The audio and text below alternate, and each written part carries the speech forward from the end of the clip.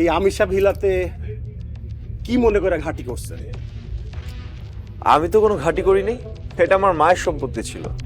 সম্পত্তি ছিল, এখন তো আর নাই, তাই না? তাতে আপনাদের কি?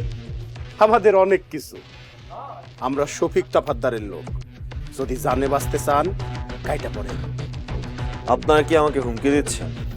যদি হুমকি মনে করেন ওইটাই দিছি হুমকি। আপনার একদিনের সময় দিলাম, এই একদিনের মধ্যে কাট্টি বস্তা বাইন্ধা সম্পদ দিবেন। যদি না যান তাহলে আপনার কপালে দুঃখ আছে। যদি ভালো চান সময় থাকতে চইলা যান। দেখেন, আপনাদের শফিক তফাদ্দারকে বলে দিয়ে যে আমি কোথাও যাচ্ছি না। আগে এই বাড়ির রহস্য উদ্ঘাটন করব, তারপর আমি যাব। আমিষা ভিলার রহস্য উদ্ঘাটন করতে যায়া আপনি নিজেই রহস্য হয়ে যায় না, কথাটা মাথায় রাখেন।